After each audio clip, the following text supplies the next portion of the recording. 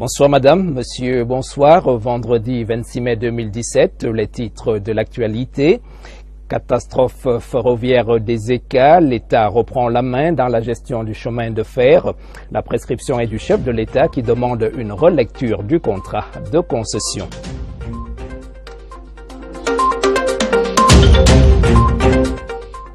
Demain, le Ramadan, la communauté musulmane entame ce samedi le jeûne du mois sacré, une période d'abstinence et de méditation du lever au coucher du soleil, un pilier de l'islam. Le Rassemblement démocratique du peuple camerounais en ordre de bataille, la deuxième session de l'Académie du RDPC s'est tenue ce vendredi. Une recommandation, la mobilisation pour les prochaines échéances électorales. Voilà pour les titres. Bienvenue au 20h30. On s'achemine vers une relecture du contrat de concession Camrail État du Cameroun. C'est l'une des prescriptions fortes du chef de l'État portée par les conclusions du rapport d'enquête sur l'accident ferroviaire des ECA du 20 octobre dernier. Cette relecture devrait aboutir à une plus grande présence de l'État dans cette société dont la grande majorité des parts est détenue par le groupe Bolloré Africa Logistics. Rabiatoula revisite ici quelques points de ce contrat de concession. 19 janvier 1999, un contrat de concession est paraphé entre l'État du Cameroun et la compagnie de transport ferroviaire. À travers ce contrat, l'État concède à Camrail pour une vingtaine d'années la gestion et l'exploitation du domaine ferroviaire national. Selon les termes du contrat, il revient à Camrail d'assurer l'exploitation technique et commerciale de tous les services de transport par voie ferrée, les marchandises, les personnes. À côté de cela, la société a la charge de maintenir, renouveler et aménager les infrastructures ferroviaires. Quelques années plus tard, 2005, un premier avenant à la convention de concession est conclu. Dans le cadre de cet avenant, l'État fixe un plafond de redevances à verser par Camrail au Cameroun. 2008, un second avenant. Ce dernier prévoit l'octroi à Camrail d'une subvention de l'État destinée au renouvellement des infrastructures ferroviaires. À travers le tout récent texte publié à la suite du rapport d'enquête sur l'accident ferroviaire des ECA, l'on est en mesure d'attendre un nouveau frémissement dans la gestion de Camrail. Le président de la République prescrit l'ouverture de discussions avec les partenaires pour une plus grande présence de l'État du Cameroun au sein de la société ferroviaire. Le Cameroun voudrait se rassurer d'une meilleure prise en compte des préoccupations sociales, notamment l'activité de transport voyageurs. À ce jour, la société Camrail est détenue à plus de 77% par le groupe Bolloré Africa Logistics. L'État du Cameroun détient 13,5% des parts. Les groupes Total et Tenri totalisent à eux deux moins de 10%, respectivement 5,3% pour l'un, 3,8% pour l'autre. La communauté musulmane entame dès ce samedi le mois sacré du jeûne de Ramadan, un pilier essentiel de l'islam. Dans les ménages, l'ambiance est aux préparatifs matériels et surtout spirituels, une dimension importante dans l'accomplissement de ce quatrième pilier de l'islam. Mohamed Nana. Du haut du minaret retentit l'appel à la prière du muezzin. Les fidèles, comme d'ordinaire, viennent sacrifier au rituel. Devant la grandeur d'Allah, leurs genoux fléchissent. Atmosphère de grande spiritualité à la mosquée de Tinga avant l'entrée dans le mois de Ramadan. Aucun mois n'est comme le mois de Ramadan. C'est le mois de la prophétie. C'est le mois où le Coran est descendu. C'est le mois durant lequel le messager d'Allah a eu la mission de devenir prophète. C'est le mois durant lequel toutes les portes du paradis sont ouvertes. On ne fermera jamais une porte sauf quand Ramadan sera fini. Pendant ce mois qui consacre l'entière dévotion et la soumission en Dieu, le rythme de vie et les habitudes changent. Chez le fidèle, il convient de s'y préparer pour le vivre le mieux possible. L'homme ne se limitera pas seulement à priver le sexe et le ventre en journée, mais il va falloir priver tout le corps, surtout qu'il y a des récits qui renforcent cette réalité. Notre messager, il dit « Man lam yatru qawla dhour » celui qui n'abandonne pas des paroles obscènes, des paroles de faux témoignages, et ne cesse de s'investir dans cela. Notez bien, Allah non plus n'a pas besoin qu'il se prive de manger et de boire. La spiritualité doit donc être au cœur des priorités pour la communauté musulmane. il faut priver le cœur des passions, il faut priver les yeux de regarder ce qui est interdit, les oreilles d'entendre ce qui est interdit, les mains de toucher ce qui est interdit. Il faut vraiment être dans la dévotion intense. Pour cette période d'avant Ramadan, le ciel cristallise toutes les attentions. Chaque mois a soit 29 ou 30 jours. Alors lorsque les musulmans arrivent le 29e jour et qu'ils n'aperçoivent pas le croissant lunaire, à ce moment-là, ils seront obligés de compléter le mois à 30 et de jeûner le lendemain, c'est-à-dire le jour suivant. Dans cette recherche du croissant lunaire, il est conseillé aux musulmans de se préparer psychologiquement pour avoir un jeûne sain et l'esprit serein. Priver le corps du manger et du boire pour que l'âme soit nourrie par la prière. Prenons le pouls des préparatifs. En Ngaoundéré, dans la Damawa, les fidèles musulmans se disent prêts à entamer ce mois de jeûne de Ramadan propice à l'élévation spirituelle. Le reportage de Ibrahim Mohamed Abbassi. L'effervescence gagne en intensité alors que l'on se rapproche à grands pas du jour J. À quelques heures du début de ce mois de pénitence et d'abstinence, la mobilisation de la communauté musulmane est tout azimut. Coran, chapelet et autres documents religieux inondent les étals. La dimension spirituelle occupe ainsi une place de choix dans les préparatifs. C'est un mois qui doit être accueilli avec joie, avec amour, avec surtout l'intention de capacité ce mois-là, c'est-à-dire, n'est-ce pas, de faire beaucoup plus d'actes méritoires que d'habitude. Dans les marchés, l'heure est aux emplettes. Et dans les familles, les petits plats sont mis dans les grands pour accueillir le 4e pilier de l'islam. Le Ramadan impose aux ménagères un nouvel emploi du temps. Et pour remplir leurs tâches au quotidien avec efficacité, des méthodes appropriées sont définies. Les horaires changent. Les horaires de cuisine. Et nous commençons à faire la cuisine à partir, souvent après la prière de 13h30. On commence à prêter, on fait la bouillie, on fait les beignets. L'apparition du croissant lunaire marquera ainsi le début de ce mois béni. Une période de purification qui permet aux fidèles d'obtenir la miséricorde et le pardon d'Allah. En page politique de ce journal, le RDPC, pour plus de vitalité et d'engagement, les cadres du RDPC de la région du centre viennent de prendre part à une session de formation à Yaoundé. Les travaux animés par l'académie de ce parti ont permis d'aborder des préoccupations telles la discipline et la question des rapports entre les responsables. Les détails avec Séverin Alégambélé. L'Académie du Rassemblement démocratique du peuple camerounais, structure de formation politique et de renforcement des capacités des militants et élus de ce parti, s'est une fois encore déployée à travers cette deuxième session des séminaires au niveau régional. À Yaoundé, les échanges sont allés dans le sens d'une meilleure compréhension des responsabilités dans l'encadrement des militants, la recherche de l'harmonie dans la conduite des actions à quelques mois de la tenue des élections au Cameroun. Il s'agit de donner des éléments à nos camarades pour une amélioration des performances dans le contexte actuel. Vous savez qu'il y a également au sein du parti de nouvelles structures qui ont été mises sur pied. Il faut trouver la bonne articulation entre l'ensemble de ces instances pour un travail en synergie et sans problème. En termes de connaissance et de maîtrise de la vision du parti, les militants rassemblés au Palais des Congrès, à l'initiative du secrétariat général du comité central, ont eu l'occasion d'assimiler les éléments nouveaux sur l'orientation et la vision d'ensemble du parti. Ce qui m'a beaucoup plus frappé, c'est les relations entre les divers organes de base et les organes de coordination. Parce que ça n'était pas sûr.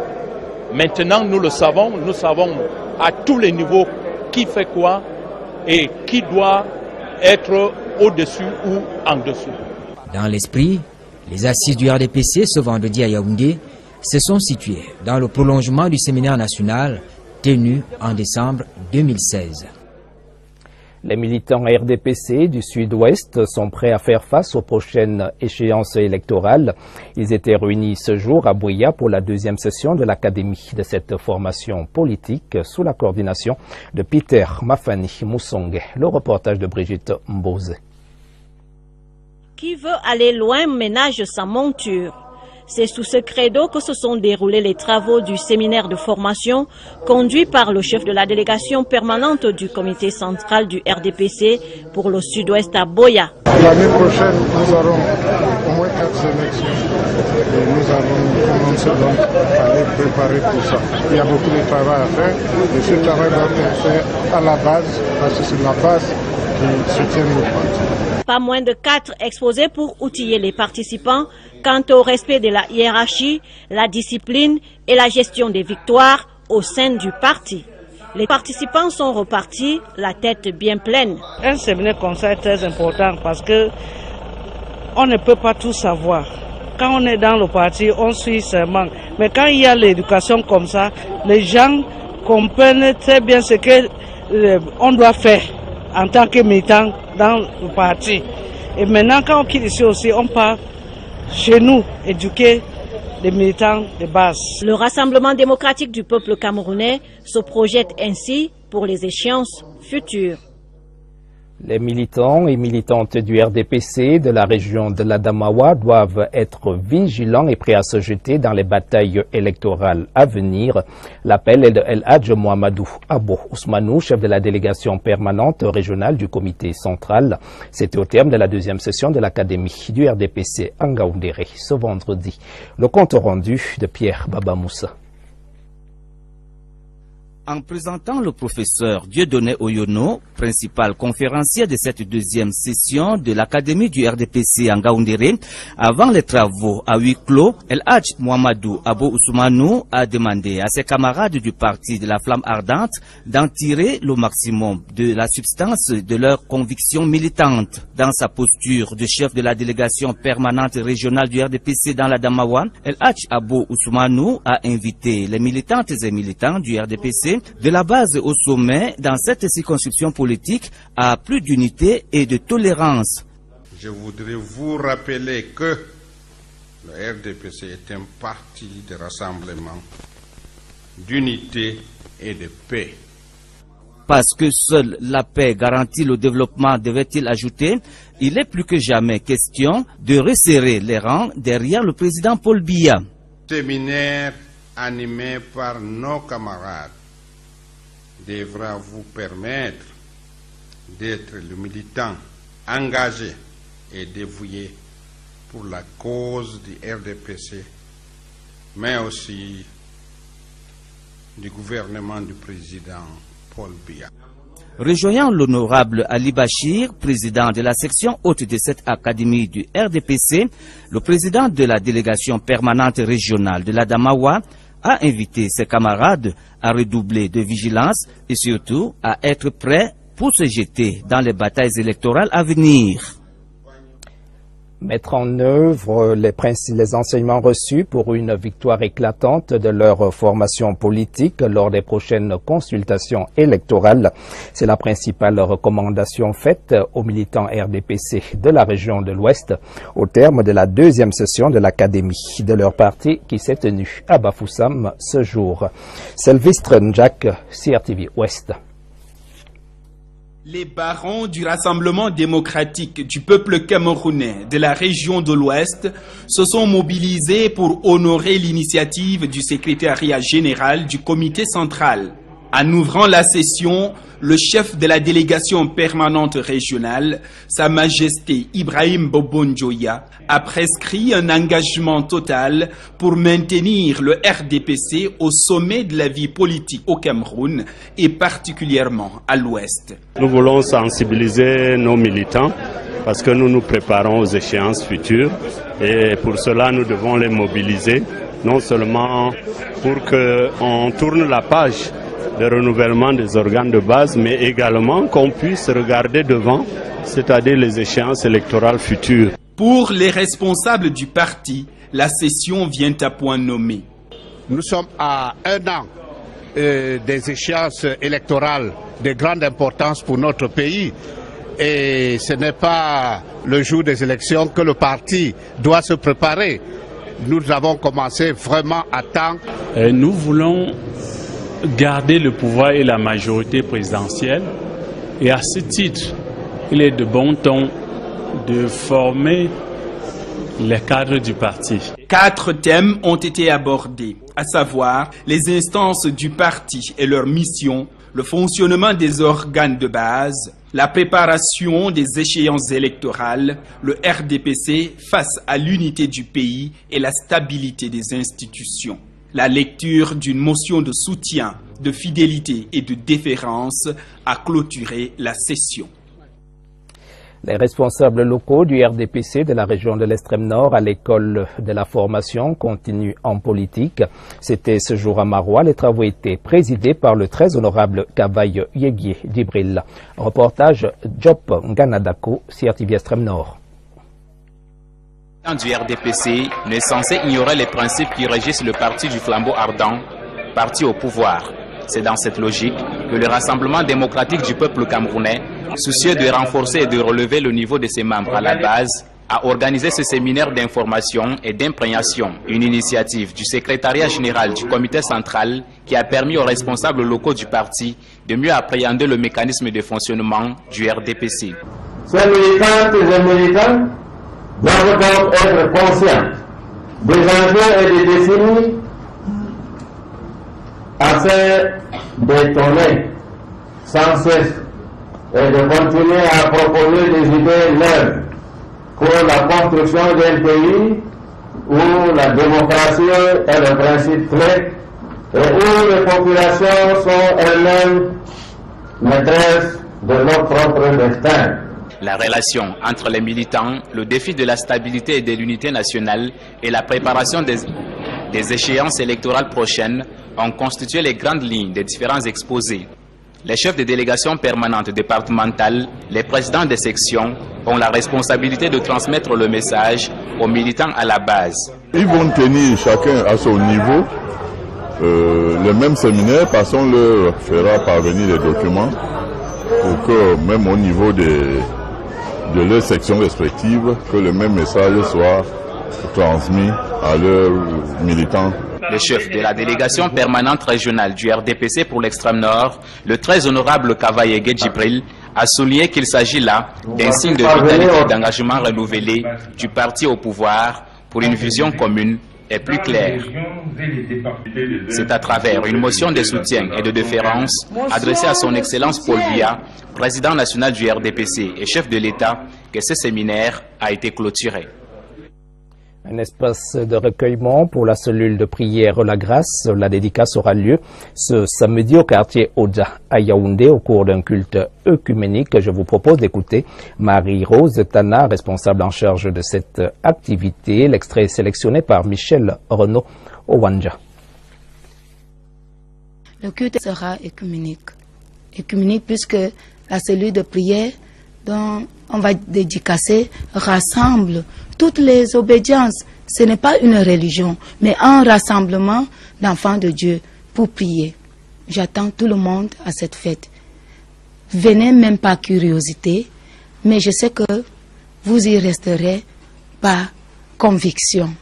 S'il n'y a pas la paix, si le gouvernement n'a pas cette paix, moi qui prie pour Dieu, je n'aurai pas cette paix. Le navire de guerre camerounais CNS La Sanaga a accosté au port autonome de Douala après une escale de 8 jours à Libreville. À la faveur de la fête de l'unité, le patrouilleur a servi de point de rencontre pour les communautés camerounaises résidant au Gabon. Un séjour mis à profit par l'équipage pour échanger avec les responsables de la marine gabonaise dans le but d'affiner les techniques de lutte contre toute forme de menace sur le golfe de Guinée. Mohamed Nana était à bord de ce patrouilleur, fleuron de la marine nationale. La coopération entre la marine gabonaise et camerounaise a pris le large. Les deux forces navales ont mis du vent dans leurs voiles, cap sur la sûreté et la sécurité du golfe de Guinée, sujet qui a constitué la trame essentielle des échanges entre le chef d'état-major de la marine gabonaise et le commandant du patrouilleur camerounais, CNS La Sanaga. Le contre-amiral Pierre Amerin et le capitaine de frégate Blondel Mba ont souligné la nécessité d'affiner leur technique pour noyer dans les eaux toute velléité sur cet espace maritime. Et pour consolider cette coopération, le bâtiment de guerre camerounais a jeté la passerelle aux visiteurs, officiels gabonais, diplomates et forces armées camerounaises ont communié autour d'un buffet. Le sens est clair, la communion avec la diaspora camerounaise, la marine gabonaise, la communion avec les autorités camerounaises à Libreville, la communion avec les membres diplomatiques. La communauté camerounaise, résidant à Libreville, fière des prouesses de son armée, engagée sur le front de la lutte contre le terrorisme, s'est délectée de cette initiative portée par la marine. Je suis fier de mon armée. Nous étions vraiment très surpris de l'artillerie lourde, comme c'est ce que j'appelle l'artillerie lourde comme ça. Il n'y a personne vraiment qui ne peut pas regarder cette armée sans vraiment du chapeau. Je ne peux qu'être content, et je le suis d'ailleurs, parce que je crois que c'est pour une première, depuis que je suis au Gabon, de partager avec la marine de mon pays. Au-delà de la surveillance, le patrouilleur camerounais est orienté vers sa mission de consolidation du lien armée-nation. Un projet que la marine ne voudrait pas voir aller à volo. Ultime honneur militaire pour un officier de la gendarmerie nationale. Les forces de défense camerounaises disaient adieu au lieutenant-colonel Dieudonné Donfac, décédé le 20 avril 2017. C'était en présence du secrétaire d'État à la Défense chargé de la gendarmerie, Jean-Baptiste Bokam. Le reportage de Oswald Medon.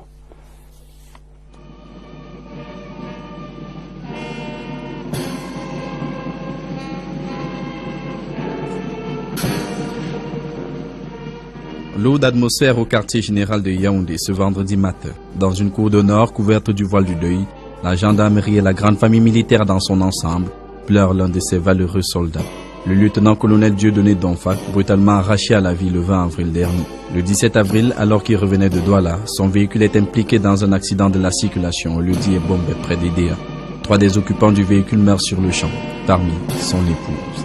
Grièvement blessé, le lieutenant-colonel Donfac sera conduit à l'hôpital régional d'Edea, puis à Douala, où il va rendre l'âme après 5 jours de coma, alors que sa hiérarchie travaillait à son évacuation vers la France. Dans son oraison funèbre, le général de brigade Elokobi Daniel Ndjok va décrire un homme au parcours brillant, un professionnel pétri d'expérience qui aura consacré plus de 28 ans au service sous le drapeau tricolore.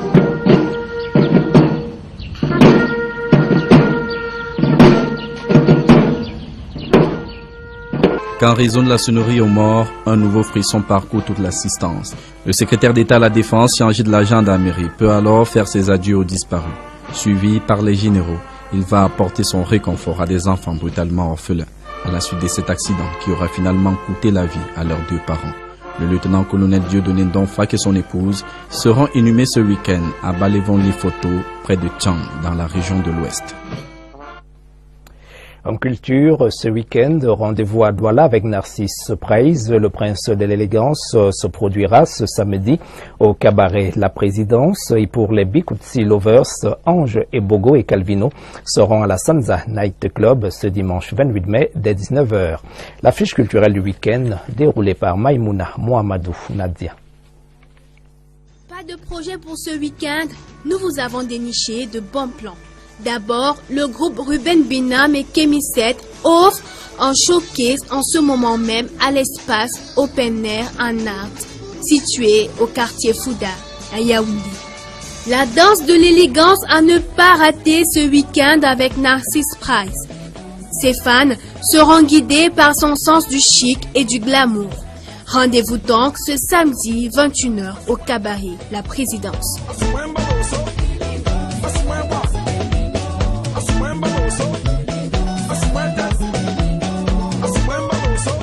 Daphné, la fleur du Sud-Ouest, chante pour les enfants ce 27 mai. C'est dans le cadre de l'émission Carton Rouge qui regroupe différents établissements primaires. Ce sera à 10h au Palais Polyvalent des Sports de Yaoundé.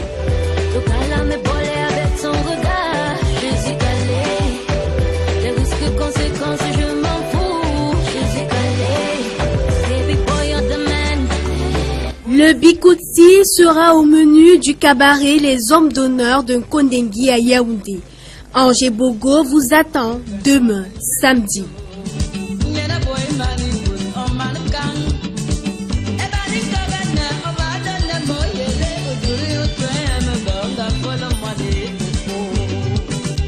Et pour finir, ce dimanche à 19h, Calvino, le blanc du Sud, partagera l'affiche avec Tonton et Bogo à la Sansa Night Club.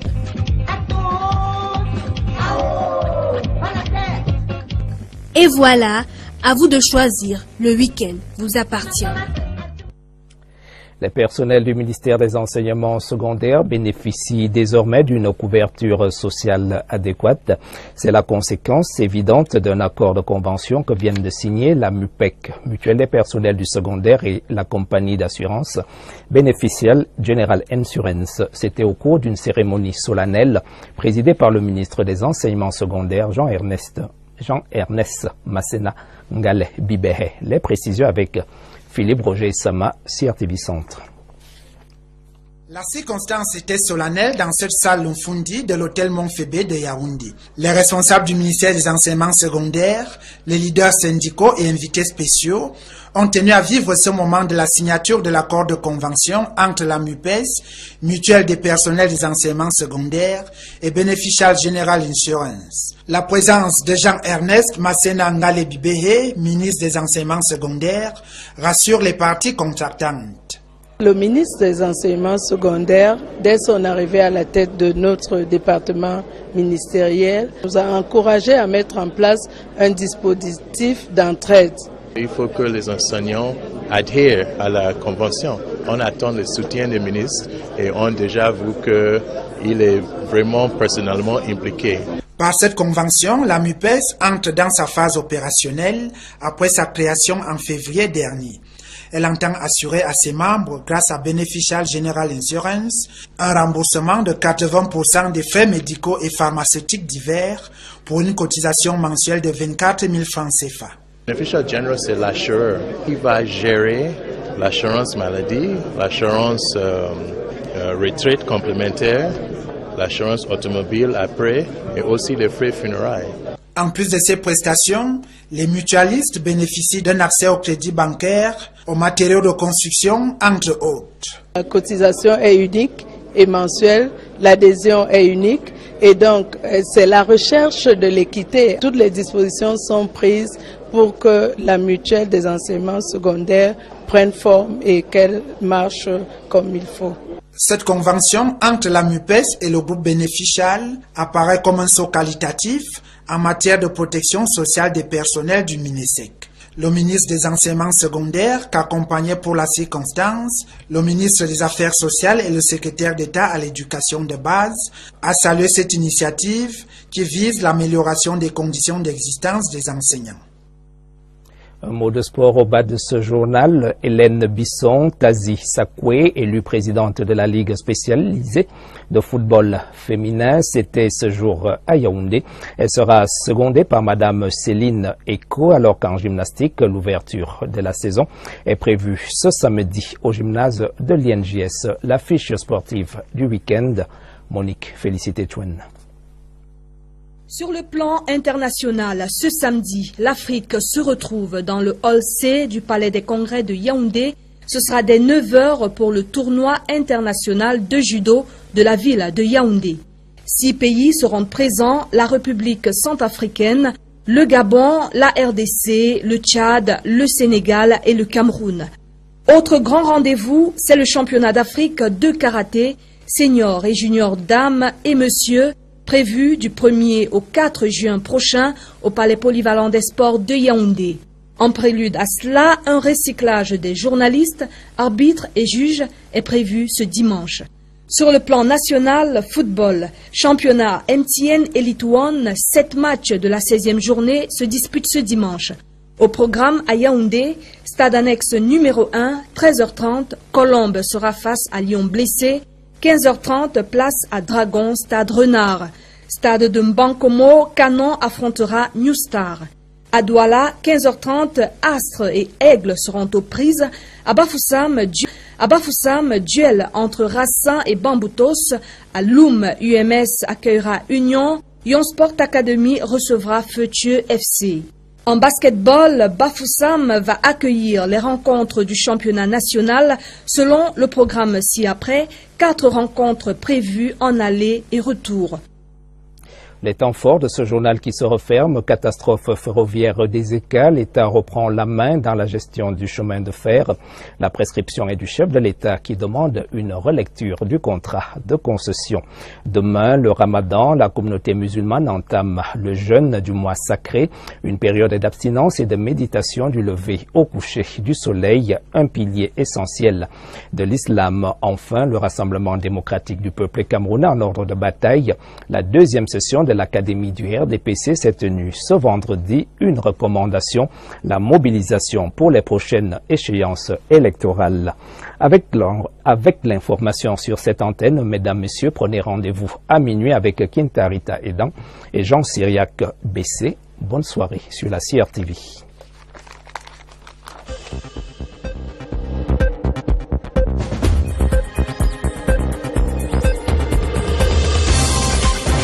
Avec Séverin Alégambélé. L'Académie du Rassemblement démocratique du peuple camerounais, structure de formation politique et de renforcement des capacités des militants et élus de ce parti, s'est une fois encore déployée à travers cette deuxième session des séminaires au niveau régional. À Yaoundé, les échanges sont allés dans le sens d'une meilleure compréhension des responsabilités dans l'encadrement des militants, la recherche de l'harmonie dans la conduite des actions à quelques mois de la tenue des élections au Cameroun. Il s'agit de donner des éléments à nos camarades pour une amélioration des performances dans le contexte actuel. Vous savez qu'il y a également au sein du parti de nouvelles structures qui ont été mises sur pied. Il faut trouver la bonne articulation entre l'ensemble de ces instances pour un travail en synergie et sans problème. En termes de connaissance et de maîtrise de la vision du parti, les militants rassemblés au Palais des Congrès, à l'initiative du secrétariat général du comité central, ont eu l'occasion d'assimiler les éléments nouveaux sur l'orientation et la vision d'ensemble du parti. Ce qui m'a beaucoup plus frappé, c'est les relations entre les divers organes de base et les organes de coordination. Parce que ça, ce n'était pas sûr. Maintenant, nous le savons, nous savons à tous les niveaux qui fait quoi et qui doit être au-dessus ou en dessous. Dans l'esprit, les assises du RDPC ce vendredi à Yaoundé se sont situées dans le prolongement du séminaire national tenu en décembre 2016. Les militants RDPC du Sud-Ouest sont prêts à faire face aux prochaines échéances électorales. Ils étaient réunis ce jour à Bouya pour la deuxième session de l'Académie de cette formation politique sous la coordination de Peter Mafani Moussongue. Le reportage de Brigitte Mbose. Qui veut aller loin ménage sa monture. Ramadan propice à l'élévation spirituelle. Le reportage de Ibrahim Mohamed Abbassi. L'effervescence gagne en intensité alors que l'on se rapproche à grands pas du jour J. À quelques heures du début de ce mois de pénitence et d'abstinence, la mobilisation de la communauté musulmane est tout azimut. Coran, chapelet et autres documents religieux inondent les étals. La dimension spirituelle occupe ainsi une place de choix dans les préparatifs. C'est un mois qui doit être accueilli avec joie, avec amour, avec surtout l'intention de capaciter ce mois-là, c'est-à-dire, n'est-ce pas, de faire beaucoup plus d'actes méritoires que d'habitude. Dans les marchés, l'heure est aux emplettes. Et dans les familles, les petits plats sont mis dans les grands pour accueillir le quatrième pilier de l'islam. Le Ramadan impose aux ménagères un nouvel emploi du temps. Et pour remplir leurs tâches au quotidien avec efficacité, des méthodes appropriées sont définies. Les horaires changent, les horaires de cuisine. Et nous commençons à faire la cuisine à partir, souvent après la prière de 13h30. On commence à prêter, on fait la bouillie, on fait les beignets. L'apparition du croissant lunaire marquera ainsi le début de ce mois béni. Une période de purification qui permet aux fidèles d'obtenir la miséricorde et le pardon d'Allah. En page politique de ce journal, le RDPC, pour plus de vitalité et d'engagement, les cadres du RDPC de la région du centre viennent de prendre part à une session de formation à Yaoundé. Les travaux animés par l'académie de ce parti ont permis d'aborder des préoccupations telles la discipline et la question des rapports entre les responsables. D'assurer l'exploitation technique et commerciale de tous les services de transport par voie ferrée, les marchandises, les personnes. À côté de cela, la société a la charge de maintenir, renouveler et aménager les infrastructures ferroviaires. Quelques années plus tard, 2005, un premier avenant à la convention de concession est conclu. Dans le cadre de cet avenant, l'État fixe un plafond de redevances à verser par Camrail au Cameroun. 2008, un second avenant. Ce dernier prévoit l'octroi à Camrail d'une subvention de l'État destinée au renouvellement des infrastructures ferroviaires. À travers le tout récent texte publié à la suite du rapport d'enquête sur l'accident ferroviaire des ECA, l'on est en mesure d'attendre un nouveau frémissement dans la gestion de Camrail.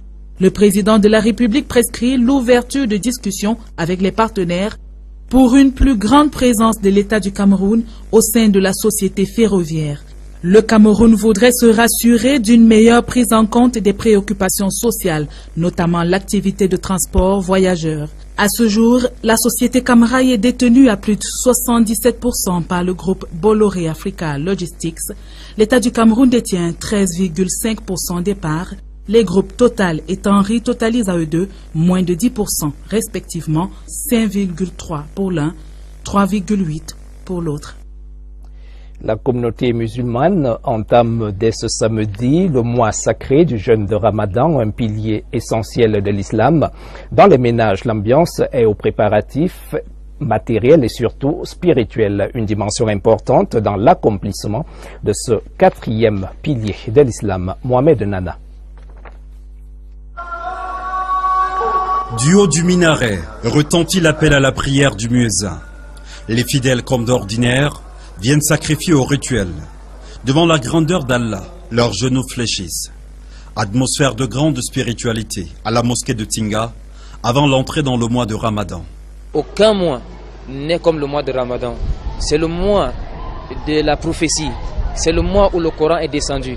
C'est le mois durant lequel le messager d'Allah a eu la mission de devenir prophète. C'est le mois durant lequel toutes les portes du paradis sont ouvertes. On ne fermera jamais une porte sauf quand Ramadan sera fini. Pendant ce mois qui consacre l'entière dévotion et la soumission en Dieu, le rythme de vie et les habitudes changent. Chez le fidèle, il convient de s'y préparer pour le vivre le mieux possible. L'homme ne se limitera pas seulement à priver le sexe et le ventre en journée, mais il va falloir priver tout le corps, surtout qu'il y a des récits qui renforcent cette réalité. Notre messager, il dit « Man lam yatru qawla dhur » celui qui n'abandonne pas des paroles obscènes, des paroles de faux témoignages, et ne cesse de s'investir dans cela, notez bien, Allah non plus n'a pas besoin qu'il se prive de manger et de boire. La spiritualité doit donc être au cœur des priorités pour la communauté musulmane. Il faut priver le cœur des passions, il faut priver les yeux de regarder ce qui est interdit, les oreilles d'entendre ce qui est interdit, les mains de toucher ce qui est interdit. Il faut vraiment être dans la dévotion intense. Pour cette période d'avant Ramadan, le ciel cristallise toutes les attentions. Chaque mois a soit 29 ou 30 jours. Alors lorsque les musulmans arrivent le 29e jour et qu'ils n'aperçoivent pas le croissant lunaire, à ce moment-là, ils seront obligés de compléter le mois à 30 et déjeuner le lendemain, c'est-à-dire le jour suivant. Dans cette recherche du croissant lunaire, il est conseillé aux musulmans de se préparer psychologiquement pour avoir un jeûne sain et l'esprit serein. Priver le corps du manger et du boire pour que l'âme soit nourrie par la prière. Prenons le pouls des préparatifs. En Ngaoundéré dans la Damawa, les fidèles musulmans se disent prêts à entamer ce mois de jeûne de Ramadan.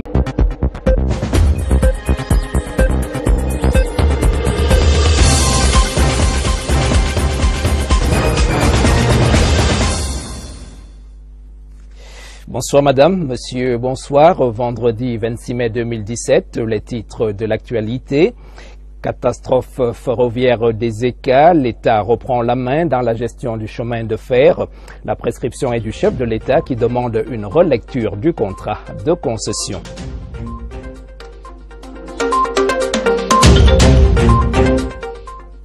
lendemain, le Ramadan, la communauté musulmane entame ce samedi le jeûne du mois sacré, une période d'abstinence et de méditation du lever au coucher du soleil, un pilier de l'islam.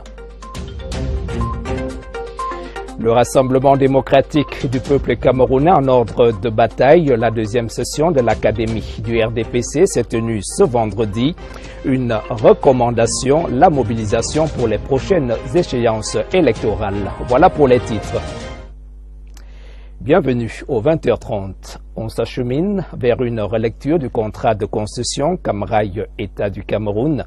C'est l'une des prescriptions fortes du chef de l'État portée par les conclusions du rapport d'enquête sur l'accident ferroviaire d'Ezeka du 20 octobre dernier. Cette relecture devrait aboutir à une plus grande présence de l'État dans cette société dont la grande majorité des parts est détenue par le groupe Bolloré Africa Logistics. Rabiatoula revisite ici quelques points de ce contrat de concession. 19 janvier 1999, un contrat de concession est paraphé entre l'État du Cameroun et la compagnie de transport ferroviaire. À travers ce contrat, l'État concède à Camrail pour une vingtaine d'années la gestion et l'exploitation du domaine ferroviaire national. Selon les termes du contrat, il revient à Camrail